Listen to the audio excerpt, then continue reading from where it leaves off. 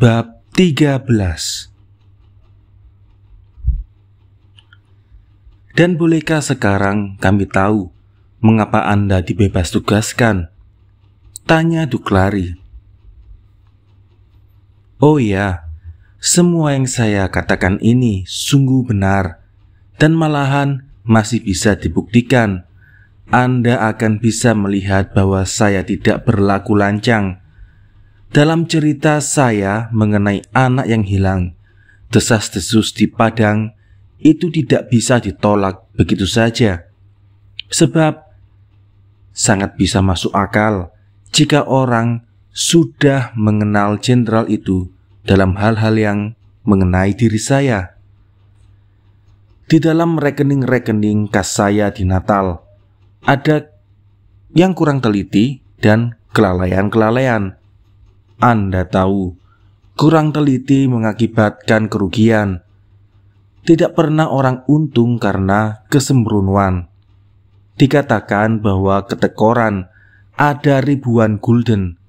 Tapi perhatikanlah, selama saya di Natal, tidak pernah orang mengatakannya kepada saya. Tiba-tiba saja, saya dipindahkan ke negeri-negeri hulu padang. Anda tahu Verbroek, bahwa di Sumatera, penempatan di hulu padang dianggap lebih menguntungkan dan lebih menyenangkan dari penempatan di residensi utara. Beberapa waktu sebelumnya, saya bertemu gubernur itu di kantor saya. Nanti Anda akan tahu mengapa dan bagaimana. Dan selama ia bermukim di daerah saya dan malahan di rumah saya, ada terjadi hal-hal di mana saya merasa berkelakuan sangat baik. Karena itu, saya menganggap kepindahan itu sebagai suatu kehormatan. Dan saya pun berangkat dari Natal ke Padang. Saya berlayar dengan kapal Perancis, Baobab, dari Marseille, yang barusan memuat lada, Aceh, dan tentu saja di Natal kehabisan air minum. Ketika saya tiba di Padang dengan maksud dari sana berangkat ke pedalaman, tentu saja saya ingin menghadap gubernur. Tapi kepada saya dikatakan bahwa ia tidak bisa menerima saya dan bahwa keberangkatan saya ke tempat pekerjaan yang baru itu harus ditunda sampai ada perintah lagi. Anda mengerti bahwa saya amat heran tentang hal ini. Lebih-lebih karena di Natal, ia meninggalkan saya dengan perasaan yang membuat saya mengira bahwa ia menyenangi saya. Saya tidak banyak kawan di Padang, tapi dari kawan-kawan yang sedikit itu saya mendengar, atau lebih tepat, saya mendapat kesan dari mereka itu, bahwa sang jenderal sangat gusar kepada saya. Saya katakan, saya mendapat kesan sebab di pos luar seperti Padang waktu itu, sikap baik kebanyakan orang dapat menjadi ukuran apakah seseorang disenangi oleh gubernur. Saya merasa akan timbul badai, tapi saya tidak tahu dari mana datangnya. Karena saya memerlukan uang, saya minta pinjaman kepada beberapa orang, tapi saya sungguh heran. Di mana-mana orang mengatakan tidak punya uang. Di Padang dan demikian juga di tempat-tempat lain di Hindia. Pikiran orang dalam hal itu biasanya luas. Orang dengan senang hati dalam hal lain memberikan uang muka beberapa ratus gulden kepada seorang kontelir yang dalam perjalanan dan tiba-tiba tidak bisa meneruskan perjalanannya. Tapi orang tidak mau menolong saya sama sekali. Saya bertanya kepada beberapa orang apa sebab saya dicurigai. Dan Deville and Aiguille, dari yang satu kepada yang lain, saya akhirnya mendapat tahu bahwa orang menemukan kesalahan-kesalahan dan kelalaian-kelalaian dalam urusan keuangan yang dipercayakan kepada saya di Natal. Hal mana menyebabkan saya dicurigai tidak jujur dalam administrasi?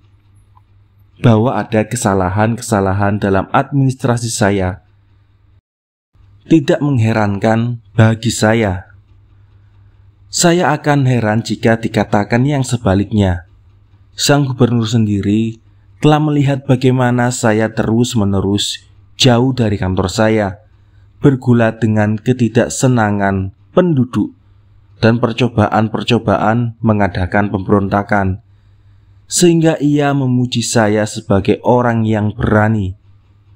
Bagaimanakah ia dapat menyebut saya tidak setia atau tidak jujur? Dia sendiri, lebih-lebih dari orang lain, tahu bahwa di dalam hal ini tidak ada lain dari force majeure, keadaan yang terpaksa. Dan sekalipun orang tidak mau mengakui force majeure itu, meskipun orang menganggap saya bertanggung jawab terhadap kesalahan-kesalahan yang terjadi pada saat-saat saya kerap kali dengan menghadapi bahaya maut, jauh dari kas, dan yang semacam itu harus menyerahkan penyelenggaraannya kepada orang lain. Meskipun orang menuntut dari saya bahwa saya harus melakukan pekerjaan yang satu tanpa melalaikan yang lain, masih dapat saya mengatakan bahwa saya hanya dapat disalahkan karena ceroboh, tapi bukan sama sekali tak setia. Lagi pula pada masa itu, terutama ada contoh-contoh di mana pemerintah mengakui sukarnya kedudukan kebanyakan pejabat negeri di Sumatera, dan nampaknya dalam prinsipnya diterima untuk tidak bersikap keras dalam hal-hal semacam itu. Dirasa sudah cukup untuk meminta kembali uang yang kurang dari pejabat-pejabat bersangkutan, dan haruslah ada bukti-bukti yang jelas sekali baru orang mengucapkan perkataan tak setia. Saya pun di Natal mengatakan sendiri kepada gubernur bahwa saya khawatir sesudah memeriksa perhitungan saya di kantor-kantor di Padang akan harus membayar banyak. Lalu ia menjawab sambil mengangkat bau, "Ah, soal keuangan itu." Seolah-olah ia merasa sendiri bahwa yang tidak penting harus mengalah kepada yang penting. Memang saya harus mengakui bahwa soal-soal keuangan adalah penting. Tapi bagaimana pentingnya? Di dalam hal ini masih kurang penting dari lain-lain urusan dan kegiatan. Jika karena sembrono atau karena lalai ada kekurangan beberapa ribu dalam kas saya, maka saya sebut ini bukan perkara kecil.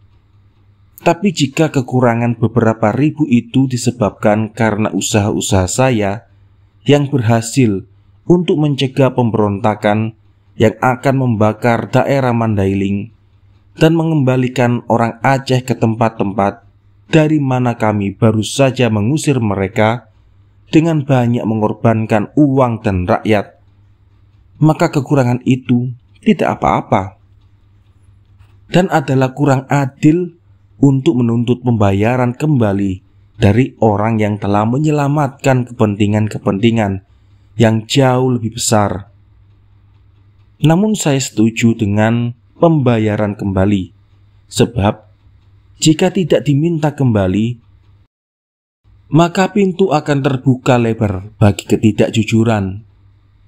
Sesudah tinggal beberapa hari, Anda bisa bayangkan dengan pikiran bagaimana saya menerima surat dari sekretaris gubernur, di mana dikatakan bahwa saya diragukan kesetiaan saya dan diminta supaya saya menjawab beberapa pertanyaan yang nyangkut hal-hal yang terjadi di kantor saya. Beberapa hal segera dapat saya jelaskan. Tentang beberapa yang lain, saya perlu membacai surat-surat, dan terutama penting bagi saya untuk memeriksa beberapa hal di Natal.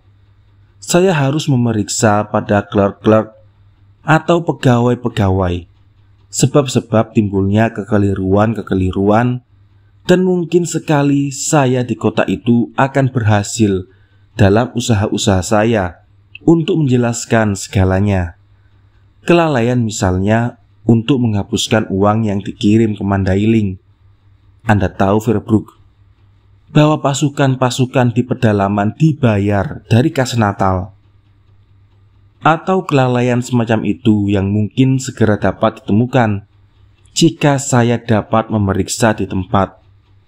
Itulah mungkin yang menyebabkan timbulnya kesalahan-kesalahan yang menyedihkan itu. Tapi sang jenderal tidak mengizinkan saya berangkat ke Natal. Penolakannya itu membuat saya lebih-lebih memperhatikan anehnya cara saya dituduh tidak setia. Mengapa saya tiba-tiba dipindahkan dari Natal, padahal dia seolah-olah menyenangi saya? Jika ia mencurigai kesetiaan saya, mengapa saya baru diberitahu tentang kecurigaan yang memalukan itu sesudah saya jauh dari tempat di mana saya mempunyai kesempatan untuk mempertanggungjawabkan diri saya? Dan terutama, mengapa perkara itu disodorkan kepada saya begitu tiba-tiba, dengan kesannya yang sangat buruk, bertentangan dengan kelaziman dan keadilan? Sebelum saya dapat menjawab semua tuduhan itu sebaik-baiknya, tanpa arsip atau keterangan lisan, saya mendengar bahwa sang jenderal sangat gusar kepada saya karena saya di Natal telah melawan kemauannya. Hal mana kata orang menambahkan adalah kesalahan yang besar dari pihak saya. Maka timbullah sesuatu dalam pikiran saya. Ya, saya telah melawan kemauannya. Tapi dengan naif saya mengira bahwa ia akan menghormati saya karena itu. Saya telah melawan kemauannya, tapi waktu ia berangkat tidak ada sesuatu yang memberi alasan kepada saya untuk menduga bahwa ia gusar karena itu. Saya bodoh. Kepindahan yang menguntungkan ke Padang saya terima sebagai bukti bahwa perlawanan saya menyenangkan hatinya. Anda akan lihat betapa sedikit saya mengenalnya waktu itu.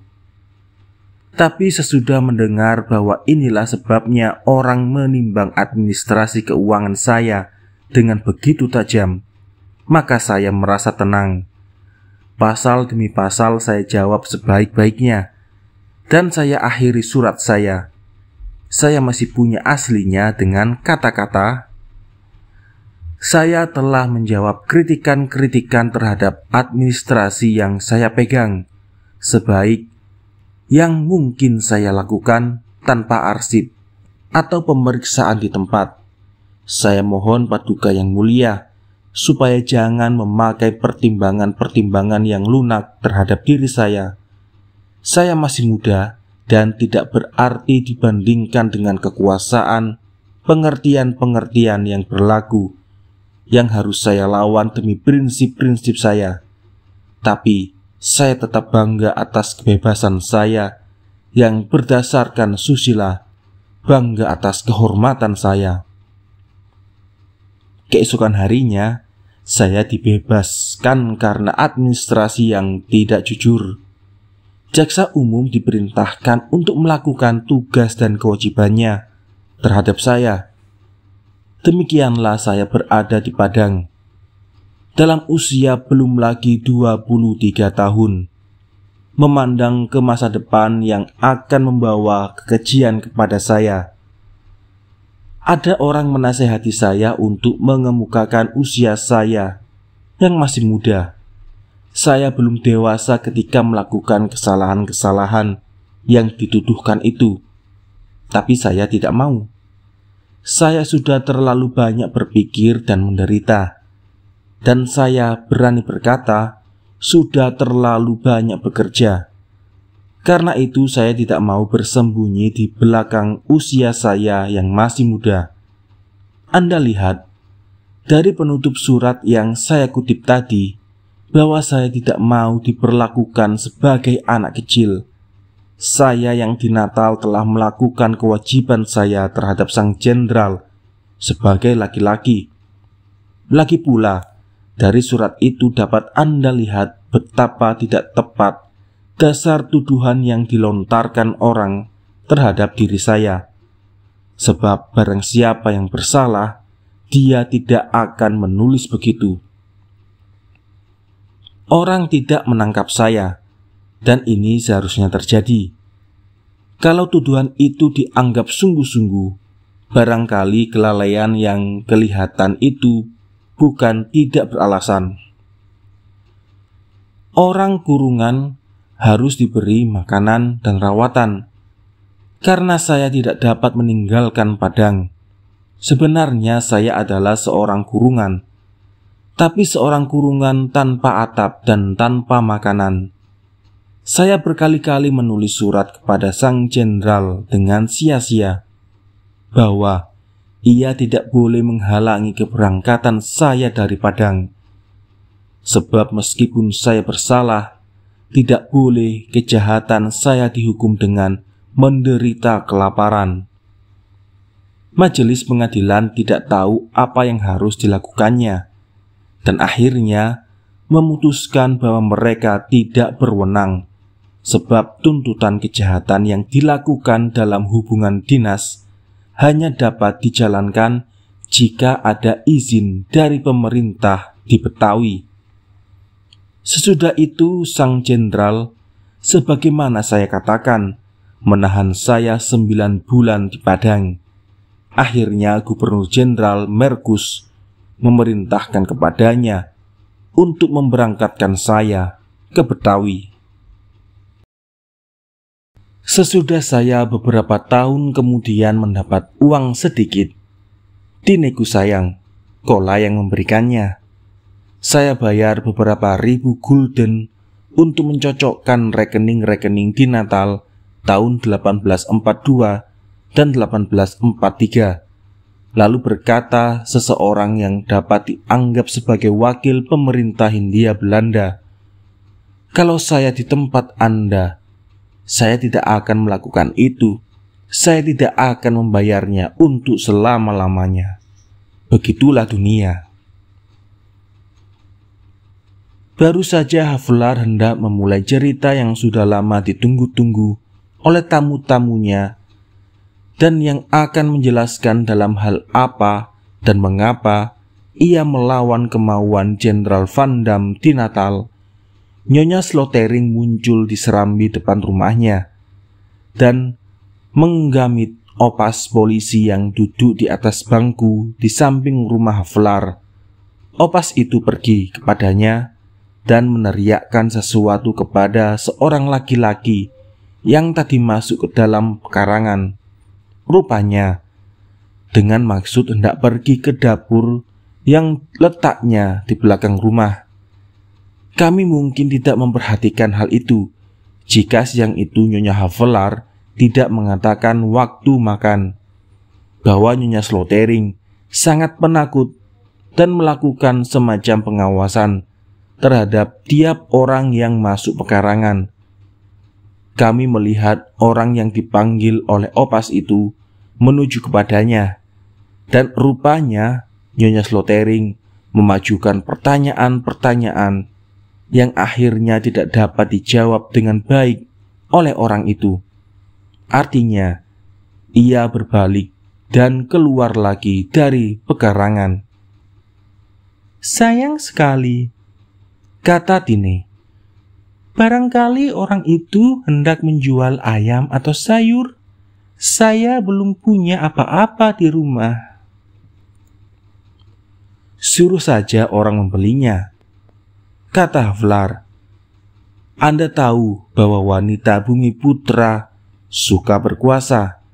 Suaminya dahulu orang penting di sini, dan meskipun seorang asisten residen sebenarnya tidak banyak artinya, di dalam wilayahnya ia adalah seorang raja kecil.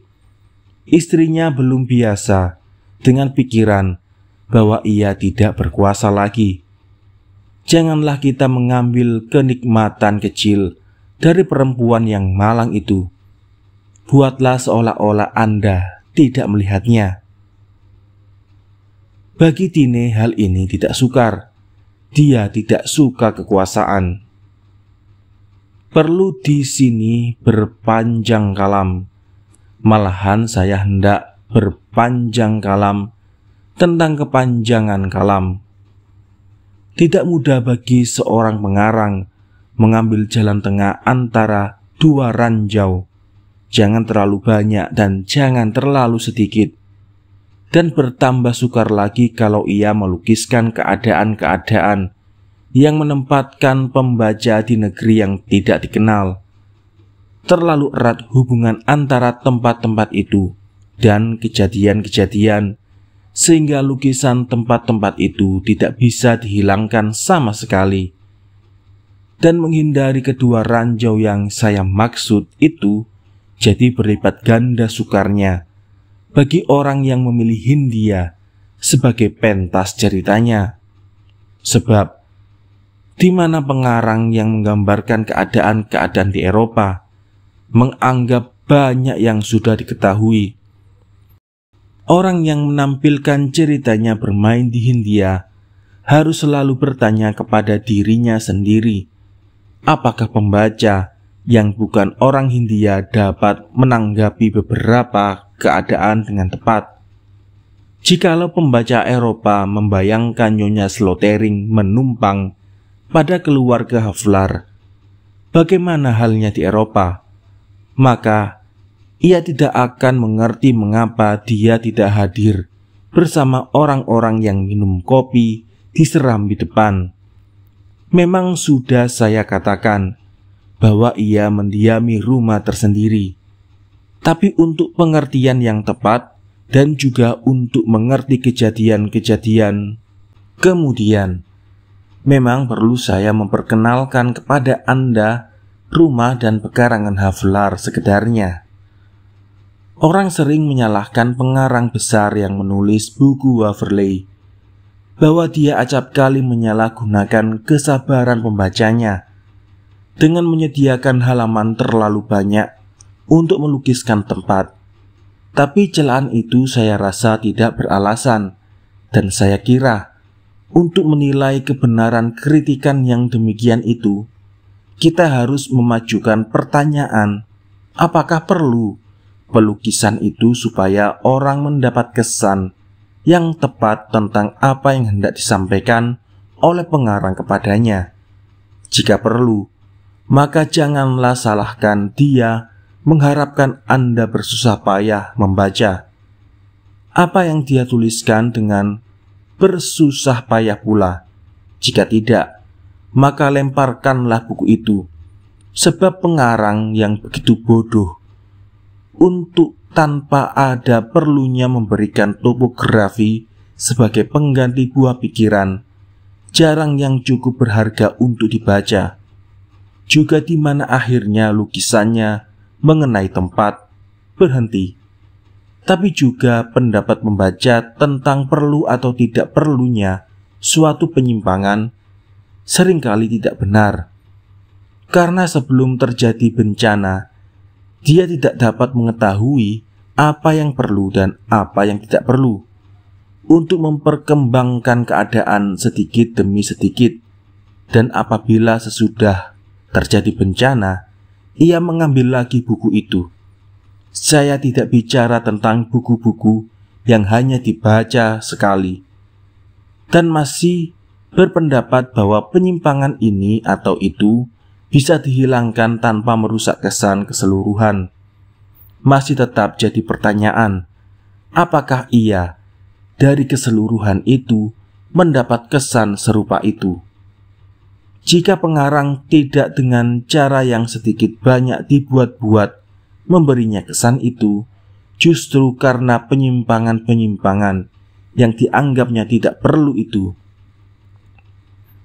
Apakah Anda mengira bahwa kematian Amy Robsart akan begitu mengharukan Anda jika Anda seorang asing di serambi-serambi Kenilworth? Dan percayakah Anda bahwa tidak ada hubungan antara pakaian yang mewah yang dipakai oleh Lester yang celaka itu waktu menemui Amy Robsart dan jiwanya yang hitam. Hubungan berupa pertentangan. Tidakkah Anda merasa bahwa Lester, semua orang mengetahui hal ini dari sumber-sumber lain dari roman itu, bahwa ia jauh lebih jahat dari yang dilukiskan dalam Kenilworth. Tapi pengarang roman yang besar itu yang lebih suka memikat dengan cara menyusun warna-warna dengan indah. Dari dengan kekasaran warna, merasa ia bahwa martabatnya untuk mencelupkan penanya dalam segala lumpur dan segala darah yang melekat pada kekasih Elizabeth yang tak pantas itu. Dia hanya hendak menunjukkan sebuah titik di dalam bencah kotoran itu.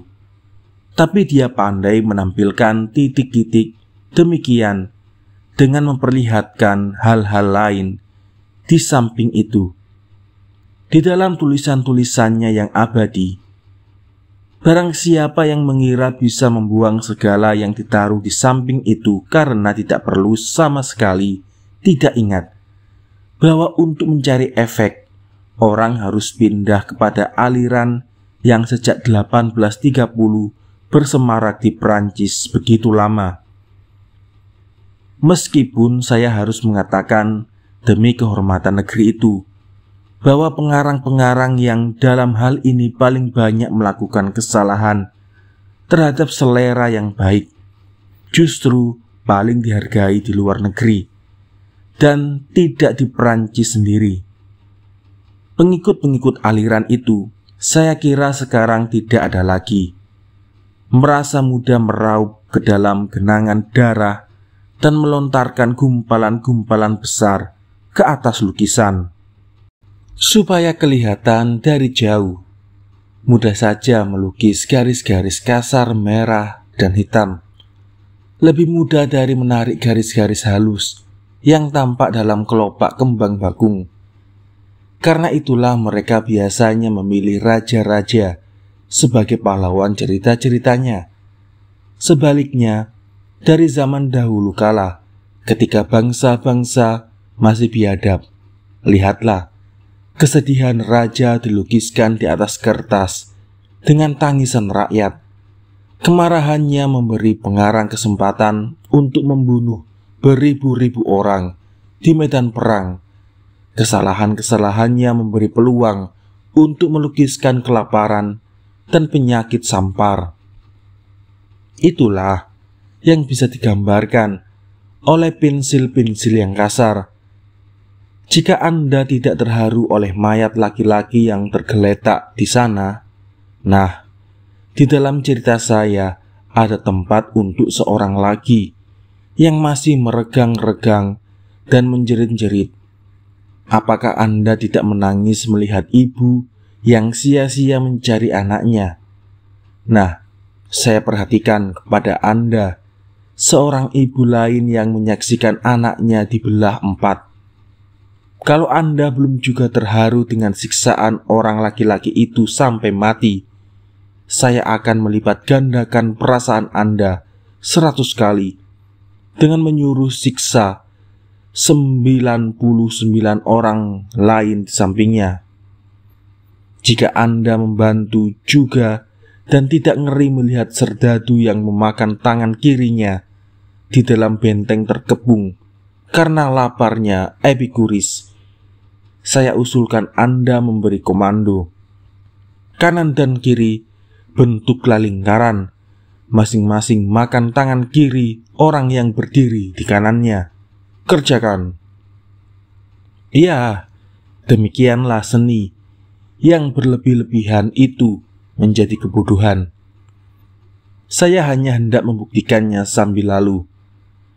Dan itulah yang terjadi jika orang terlalu cepat menyalahkan seorang pengarang yang hendak mempersiapkan Anda melihat bencana tanpa mempergunakan warna-warna menyala. Tapi sebaliknya, bahaya lebih besar lagi. Anda benci pengarang yang kasar, yang mencoba menguasai perasaan Anda dengan senjata yang begitu kasar. Tapi jika pengarang itu menempuh jalan sebaliknya, jika ia melakukan kesalahan dengan terlalu banyak menyimpang dari soal utama, dengan terlalu banyak memperlihatkan garis-garis yang dibikin-bikin, maka Anda lebih murka lagi. Dan memang pantas Anda marah, sebab ia telah menjemukan Anda, dan itu tidak bisa diampuni. Kalau kita jalan bersama-sama dan Anda selalu menyimpang dan memanggil saya ke dalam belukar hanya dengan maksud untuk memperpanjang perjalanan, saya tidak akan senang dan saya berniat lain kali akan berjalan sendiri. Tapi jika Anda menunjukkan saya tumbuhan yang tidak saya kenal, atau saya melihat sesuatu padanya yang dulunya luput dari perhatian saya, jika Anda sekali-kali memperlihatkan kepada saya sekuntum bunga yang ingin saya petik dan taruh dalam lubang kancing saya, maka saya maafkan Anda menyimpang. Malahan saya berterima kasih kepada Anda. Bahkan juga tanpa kembang atau tumbuhan, jika Anda mengajak saya ke tepi untuk menunjukkan jalan di antara pohon-pohonan yang nanti akan kita jalani, tapi masih jauh di depan kita, jauh di bawah dan melingkar seperti garis yang hampir tidak kelihatan melalui padang di bawah saya, pun dalam hal itu saya tidak akan marah Anda menyimpang. Sebab jika kita akhirnya sudah sampai ke sana, tahulah saya betapa jalan kita melingkar-lingkar di pegunungan. Apa sebabnya? Maka matahari yang tadinya berada di sana sekarang sudah di sebelah kiri kita. Mengapa bukit itu sekarang ada di belakang kita? Bukit yang puncaknya tadi kita lihat di depan kita. Dalam hal itu, dengan penyimpangan tadi, Anda memudahkan saya mengerti perjalanan saya, dan mengerti adalah suatu kenikmatan. Saya, saudara pembaca, seringkali meninggalkan Anda di jalan besar dalam cerita saya, meskipun sukar bagi saya untuk tidak membawa Anda masuk ke dalam belukar. Saya khawatir perjalanan itu akan menyedihkan Anda, karena saya tidak tahu apakah Anda senang dengan kembang-kembang atau tumbuh-tumbuhan yang hendak saya tunjukkan kepada Anda. Tapi karena saya kira bahwa nanti Anda akan senang telah melihat jalan kecil yang nanti akan kita jalani, maka saya terpaksa mengatakan sesuatu tentang rumah Havlar. Orang keliru jika menggambarkan rumah di negeri Hindia menurut pengertian orang Eropa, dan mengira rumah itu ialah seonggokan batu-batu terdiri dari kamar-kamar besar dan kecil yang tersusun yang satu di atas yang lain. Di depannya ada jalan, di kiri kanan tetangga-tetangga, dan dewa-dewa rumahnya bersandar pada dewa-dewa rumah Anda. Dan di belakangnya sebuah taman dengan 3 pohon bezi. Kecuali beberapa, rumah-rumah di negeri Hindia tidak bertingkat. Ini agak aneh bagi pembaca bangsa Eropa, sebab adalah suatu keanehan peradaban, atau apa yang disebut peradaban, bahwa ia merasa aneh segala apa yang wajar. Rumah-rumah di negeri Hindia lain sekali dari rumah-rumah kita. Tapi bukan rumah-rumah itu yang aneh, tapi rumah-rumah kita. Orang yang mula-mula dahulu cukup kaya dan tidak usah tidur bersama dalam satu kamar dengan sapi-sapinya, membuat kamar lain di rumahnya, bukan di atas, tapi di samping kamarnya, sebab membangun selantai lebih mudah, dan juga lebih mudah meninggalnya. Rumah-rumah kita yang tinggi dibangun karena kekurangan ruang. Kita cari di udara apa yang tidak ada di atas tanah.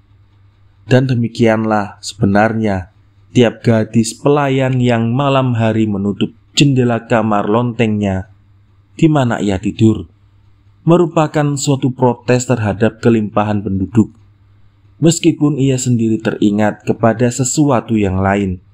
Hal mana saya percaya. Jadi di negeri-negeri di mana peradaban dan kelimpahan penduduk belum lagi mendorong penduduk ke atas, karena di bawah sudah kelewat penuh, rumah-rumah tidak bertingkat, dan rumah Havelaar tidak termasuk kekecualian yang sedikit dalam hal itu. Kalau Anda masuk, tapi tidak, saya hendak membuktikan bahwa saya tidak hendak melukiskan keindahan. Diketahui, sebuah persegi panjang terbagi atas 21 bidang, 3 lebar, 7 tinggi. Anda nomori bidang-bidang itu, dimulai dengan pojok kiri atas ke kanan, sehingga bidang 4 berada di bawah bidang 1, dan begitu seterusnya. 3 nomor pertama bersama-sama merupakan serambi muka yang terbuka pada 3 sisinya.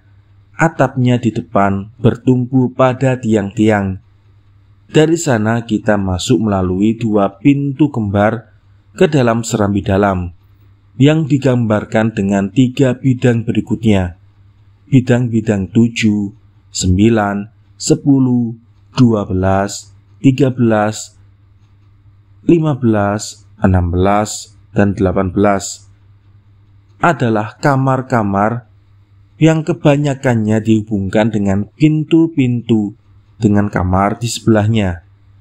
3 nomor terakhir merupakan serambi belakang yang terbuka, dan apa yang tidak saya sebut adalah semacam serambi dalam yang tertutup atau ruang jalan.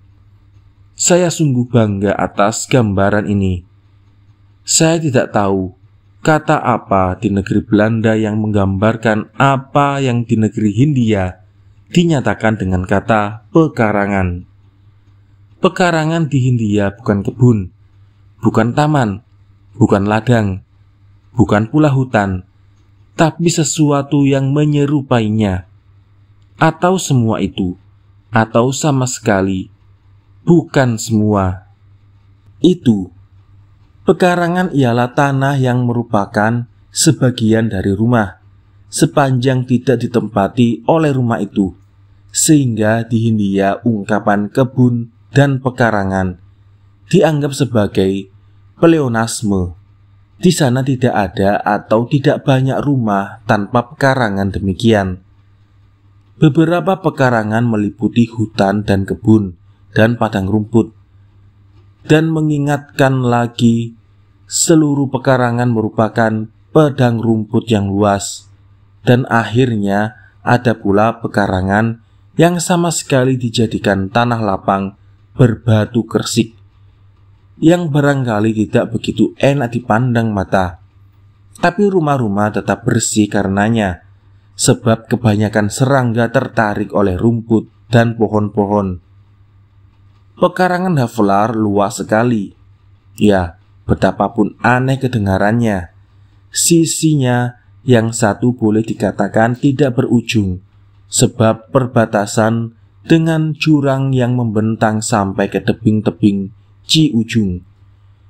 Sungai yang memeluk Rangkas Betung dalam salah satu keluknya yang banyak. Sukar menentukan di mana berakhirnya pekarangan rumah asisten residen dan di mana mulainya tanah kota Praja, sebab batas-batasnya selalu berubah karena kebanyakan air yang mengalir ke dalam sungai Ciujung. Sekali-kali pinggirannya mundur sampai sejauh mata memandang, dan lain kali pula air memenuhi jurang sampai dekat sekali ke rumah Havelaar. Karena itu Nyonya Slotering selalu benci kepada jurang itu, dan hal itu dapat dimengerti. Di mana-mana di negeri Hindia, tumbuh-tumbuhan cepat sekali tumbuhnya, dan oleh lumpur yang tinggal, tumbuh-tumbuhan subur sekali di jurang itu. Begitu suburnya, sehingga meskipun air naik dan turun dengan kekuatan yang mencabut akar-akar belukar, dan air itu menyeretnya. Sebentar saja tanah sudah tertutup lagi dengan tumbuhan, sehingga sukar membersihkan pekarangan, juga dekat rumah. Dan ini sungguh mengesalkan juga bagi orang yang bukan ibu rumah tangga, sebab biasanya malam hari bermacam-macam serangga berputar-putar sekeliling lampu. Begitu banyaknya sehingga orang tidak bisa membaca dan menulis. Hal mana amat mengganggu di banyak tempat di negeri Hindia.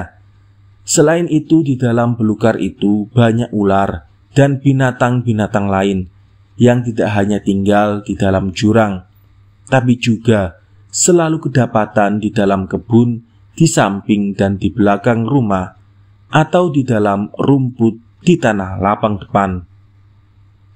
Tanah lapang itu letaknya persis di depan. Jika orang berdiri di serami luar, membelakang ke rumah. Di kirinya terletak gedung dengan kantor-kantor, kas, dan ruang rapat di mana Havelaar pagi itu berpidato di hadapan kepala-kepala. Dan di belakangnya terbentang jurang yang meluas sampai ke Ciujung. Persis di seberang kantor-kantor itu berdiri rumah asisten residen yang tua, yang kini buat sementara didiami oleh Nyonya Slotering. Dari jalan besar ke pekarangan itu, orang dapat masuk melalui dua jalan di kedua sisi padang rumput itu. Maka dengan sendirinya setiap orang yang memasuki pekarangan itu untuk pergi ke belakang gedung utama itu, ke dapur atau ke kandang kuda, harus melewati kantor-kantor atau rumah Nyonya Slotering itu. Di samping gedung utama dan di belakangnya terletak kebun yang lumayan besarnya, yang menyenangkan Tine karena banyaknya kembang-kembang yang ditemuinya di sana, dan lebih-lebih karena si Max kecil begitu sering main di sana. Havelaar mengirim salam kepada Nyonya Slotering dan mohon maaf bahwa ia belum sempat berkunjung kepadanya.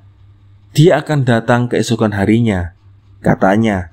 Tapi Tine sudah berkunjung dan berkenalan dengannya. Sudah saya katakan bahwa Nyonya itu seorang anak bumi putra yang hanya bicara bahasa Melayu. Dia menyatakan keinginannya untuk terus mengurus rumah tangganya sendiri, dan Tine tidak keberatan apa-apa. Bukan karena ia tidak suka menerimanya dalam rumah, tapi terutama karena khawatir bahwa ia yang baru saja tiba di Lebak tidak akan bisa menerima Nyonya Slotering seperti semestinya, dalam keadaannya yang masih berduka cita.